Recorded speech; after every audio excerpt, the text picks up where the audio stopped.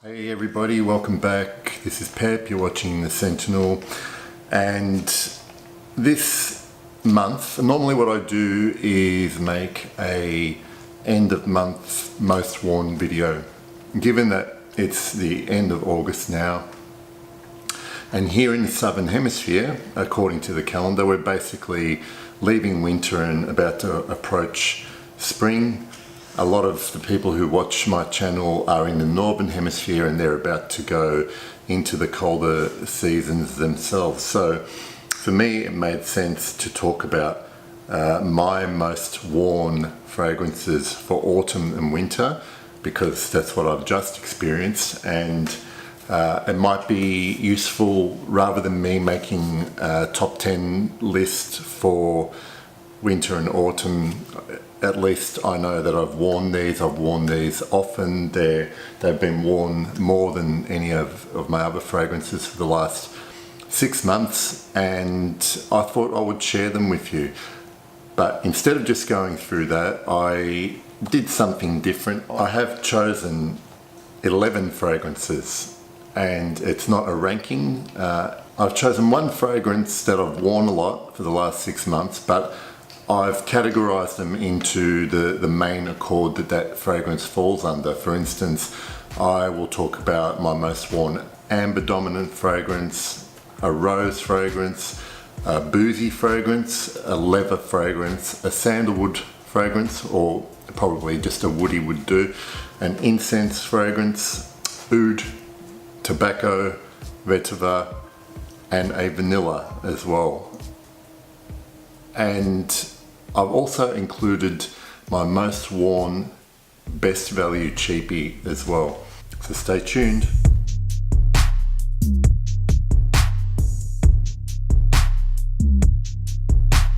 Okay, so the first fragrance on my list was my most worn amber fragrance, and it's probably become one of my favorite amber fragrances. And no, it's not Andy Towers' L'air du Desert Marocain. It is from Parfum d'Empire. It is Ombre Rosé. Now I've only got a decant of this, so I won't bother showing you that. I'll put a picture of it up on the screen. And so it's one of my favorite pleasures to wear this fragrance while it's being cold here. It opens up nice and boozy, but it just turns into this beautifully fluid, warm amber, and it's definitely going to be a full bottle purchase for me. And I highly recommend people checking out Parfum d'Empire, because I've got another one from them, another decant, which is Kier Ottoman. That's like an iris leather fragrance, and they're both quality, and it's probably a house that doesn't get looked at too much, but I certainly highly recommend it. So Ombre Rosé is my first most worn fragrance for the winter as an amber. The other fragrance I wore a lot in the last 6 months is the one that I'm going to place in my rose category, and I have mentioned it in previous videos as well. If you're a man and you haven't explored rose as an accord or a note in your fragrances, this is the one that got me in, and it's none other than Tom Ford's Noir de Noir. It is beautiful, completely unisex, but such a beautiful rose, sensual.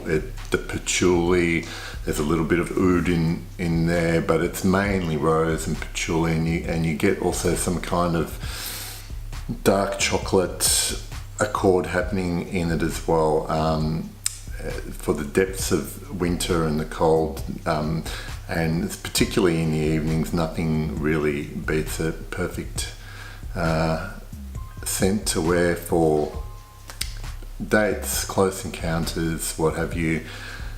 And Noir de Noir is a great one to get started on if you haven't tried a rose fragrance and you're a man who has avoided it up until now.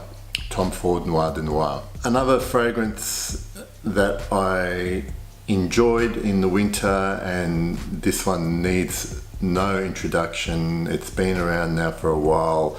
It's a certified classic in my book, and under the boozy fragrance category, I'm going to introduce you to Mugler's Pure Malt. It doesn't need no introduction.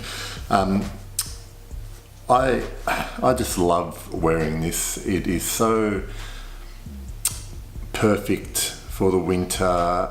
It's pleasing to almost everybody that comes into smelling distance of you, and this is the only one that has gotten me a compliment for the last 6 months. I don't get compliments on fragrance. Very rarely do I get it.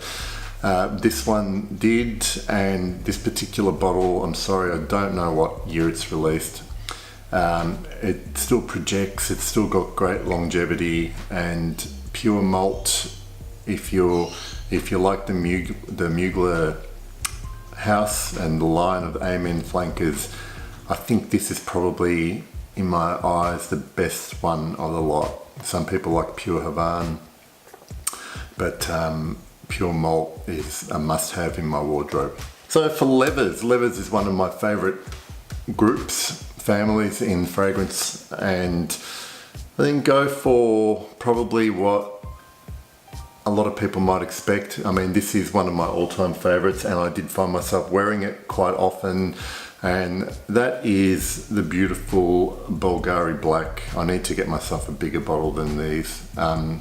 I have heard that it's discontinued, but this is still readily available in a lot of stores here and at very good prices. I remember when this came out in 1998, and I bought a bottle from one of the higher end department stores here in Melbourne, and it certainly wasn't as cheap as it is now, but this current formulation still smells to me pretty much the same.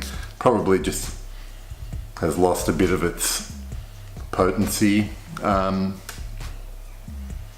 but that leather with a touch of rubber, tea, and some vanilla, it's still a unique smell to me, and nothing comes quite close to this, and Bulgari Black was one of my most worn. When I talk about woody fragrances, and in particular this one is a predominantly sandalwood fragrance, the one that surprised me the most, that I was surprised I wore a lot this winter, was from the House of Le Labo, and that was Santal 33. I only have a small decant of this, but I tell you what, I initially bought it just to test, and with the plan it was to do a review on this. But I just enjoyed it so much that I just kind of found myself wearing it a lot for pleasure and not really thinking too much about, all the intricacies you want to think about when you're trying to review something. Santal 33 is a beautiful, predominantly sandalwood accord. A lot of people talk about some kind of pickle note that they get in it. I'm not sure I picked that up a lot. It is very popular Le Labo fragrance, and the other thing about Santal 33 is that it has got beastly performance. 2 sprays, I'm still smelling it 10 to 12 hours later. It also projects pretty well, so if you like that type of fragrance and you're looking for really good performance, Santal 33, you can't go wrong. Le Labo are quite expensive, but it's easy enough to find decants and samples of as well. My favourite vetiver, you all know that I love Timbuk2, which is one of my very favourite vetiver based fragrances, but I actually wore this one more than I did Timbuk2 over the winter, and it was one that was kind of a bit of a sleeper on me, in that it took me a couple of wears to really fully appreciate this, and there's so much more going on in this fragrance than just vetiver, but I thought I'd include this under that banner. And it's from Comme des Garçons, and it's two-man. Sorry about the sunlight, it's probably messing with the picture here. But this one here, beautiful vetiver aldehydes, and it does have that snuffed candle thing going on in it, which makes it quite unique. I get pretty good performance from this, and this can also be worn, I think, moving into spring here. So I expect to wear this a few more times. It has got a nice freshness to it that the vetiver gives it, but it's a pretty good all year round fragrance. I love incense fragrances, and I really got into incense these last 6 months, and to me there was nothing better than Comme des Garçons again, and that's Avignon incense series. There are other types of incense fragrances that were produced when this came out, but for me this is a real smell, a real reference for frankincense. There's myrrh, and this is the one that really reminds people of church incense. And it's interesting because to me, I didn't go to church very often as a kid, and I certainly didn't get a lot of this smell, so I guess it's a particular kind of Catholic church that you need to go to or experience, but I don't have that association with church. I just really appreciate this fragrance for the incense and how lovely and sweet it is. And it's not like sweet as in cloying sweet, it's a lovely, just sweet, smoky incense. And I've fallen in love with this one. That's incense, and it's also got amazing longevity as well. Incense Avignon by Comme des Garçons. This probably doesn't have, I've placed it under a vanilla category, and it's only because the vanilla in this was one of my favorite vanillas that I wore over the autumn and winter. But certainly when you spray this on, it's not vanilla that you get instantly. It is very smoky, birch tar, there's patchouli, and some people find it a little bit challenging to wear. I love it, and in particular the dry down, once you get the vanilla come through, is for me heavenly. Another amazing performer from Le Labo, that's Patchouli 24.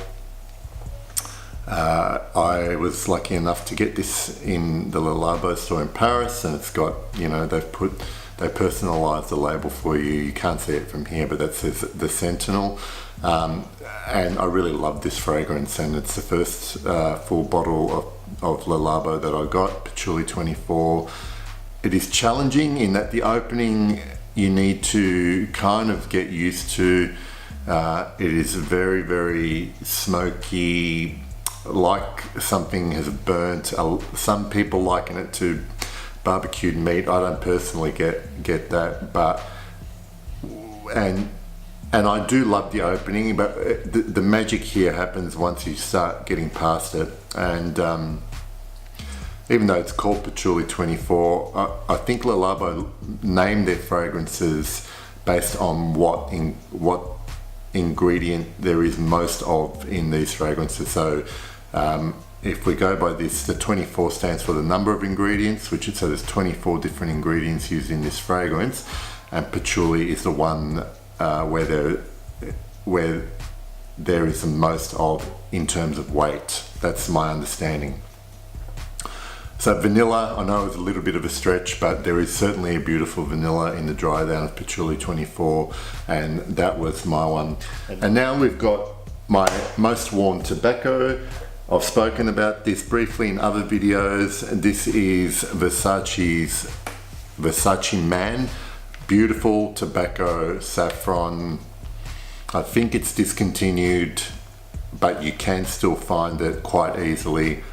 and it's certainly an underappreciated and under talked about fragrance from the Versace line. I don't understand why it got discontinued. It's very elegant, very gentlemanly, and I love this. I prefer this over most of my other tobacco based fragrances that include some pretty expensive ones. That's Versace Man. In the oud category, I wore a lot of Yves Saint Laurent's M7 Oud Absolu, and that is another one that I am planning on getting a full bottle of. It's I guess a reiteration of the original classic M7, which is now quite expensive because it's discontinued, and it's quite expensive compared to this La Collection version, but from all reports it's reasonably similar, maybe lacks a bit of the strength and performance of the original, but I really like the way the M7 Oud Absolu smells. I've got a video on it which I'll link to, and you can check that out. Finally, my final fragrance, and I've put this in purely because it was the cheapest one. It's probably the cheapest, probably one of the cheapest ones in my collection. I wore it several times this winter. It's just an easy one to, spray on because it's cheap. You don't have to worry about how much you're using. It's I think it was marketed as unisex, but it's from Sarah Jessica Parker. It's the lovely Stash. Great woody fragrance. There's a lovely Gaiac wood. It's spicy, a little bit leathery. Performance is okay, moderate, maybe 6 hours on my skin, but for the price you can find it at, it's a dumb blind buy because if you don't like it, you haven't really lost much. You can get them in these 30ml bottles, but I'm going to get a bigger bottle once this is gone. That's Sarah Jessica Parker Stash, completely unisex. Some people even think it's probably leaning more masculine than feminine, even though it was marketed initially to women, I think. But please check it out. If you see it on the shelves, test it. I'm pretty sure you won't be disappointed. So they were my most worn fragrances for autumn and winter. I hope you found something there that you haven't thought about before. For you guys over in the Northern Hemisphere who are about to move into the colder weather, if you've tried any of them, let me know what you think of them, if you have them, and any other suggestions or alternatives to these ones. But as I said, I've chosen these fragrances because I've actually worn them several times over the last 6 months, so they're not my top 10 list. They may, if I had to rank the fragrances I had, some of these may not get on there, but I think it's more useful to talk about the ones you wear more often, because there's obviously a reason why I did, and that was mainly because I enjoyed wearing them. So thanks once again for watching. I'll see you next time.